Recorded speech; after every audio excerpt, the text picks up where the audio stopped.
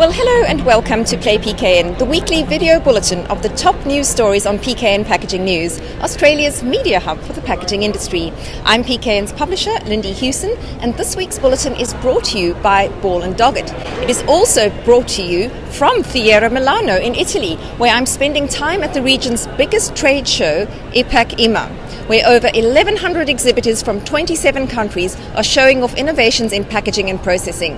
Now, PKN will file a full report next week, but meanwhile, back in Australia, breaking news this week is Visy's confirmation of a $700 million investment in Queensland recycling and remanufacturing, and its plans to relocate its current glass remanufacturing operations.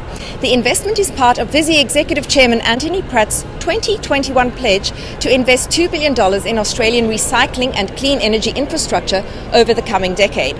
He says it will create thousands of new green-collar, well-paying Australian manufacturing jobs. Now, under the plan, the company will invest $500 million to build a new glass food and beverage container recycling and manufacturing facility in Yatala, build a new $150 million corrugated box factory at Hemmant, and invest $48 million in major upgrades to the company's material recovery facility on Gibson Island.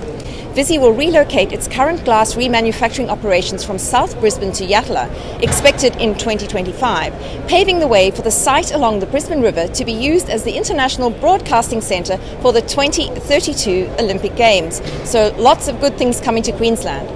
Another investment confirmed this week comes out of Gippsland. The Maryvale Energy from Waste project has received a $48 million grant through the Australian Government's Modern Manufacturing Initiative. Darren Chester, member for Gippsland, confirmed the grant at Opal Australian Paper's Maryvale Mill this week, where the Energy from Waste facility will be co-located. The facility will process 325,000 tonnes of residual waste, recovering energy that would otherwise be lost to landfill. The project investment of $600 million will create 500 jobs in Victoria and Gippsland during the construction phase and support 450 Victorian jobs, including flow-on once operational. Construction is planned to commence in 2022, with the facility starting operations in late 2025. Moving across to Victoria, and global digital flexible packaging phenomenon ePac opened its new $10 million Australian site this week, the latest in its growing list of facilities that it has built around the world in the last 6 years. The North Coburg site in Melbourne is the first print plant of any kind opened in Australia for several years. It specialises in small and medium run length orders for flexible pouches. Its Australian customer base will focus on startups, mostly in the food and nutritional supplements sectors. On to finance, and global packaging giant Amcor has achieved a 16% growth in sales in the third quarter, although that was 5% on a constant currency basis. As all its figures beat estimates, shareholders are in for a treat, with the earnings per share outlook for the full financial year raised by between 9.5% and 11%. Amcor CEO Ron Delia said the company had been fully focused on managing supply chain issues and inflationary pressures. He said that across the business, Amcor has continued to focus on sales mix management and to prioritise security of supply for customers.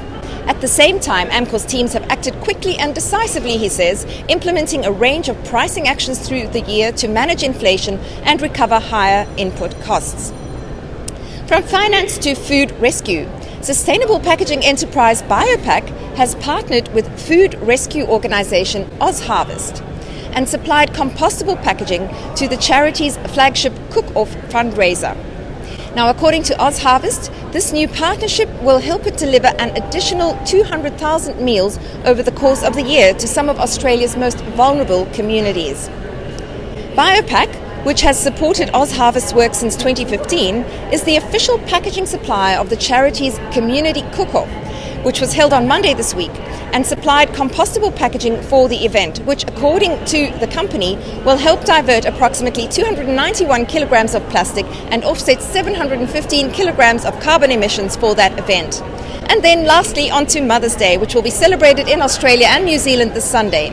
Cadbury Roses has collaborated with renowned local artist Karen Lee to produce an Indigenous-inspired limited edition gift box, and Cadbury has donated $50,000 to the Stars Foundation, supporting Aboriginal and Torres Strait Islander Australian women and girls. The Cadbury Roses limited edition box is available at leading supermarkets now and will provide a thoughtful gift for mothers across Australia and New Zealand. Hint, hint.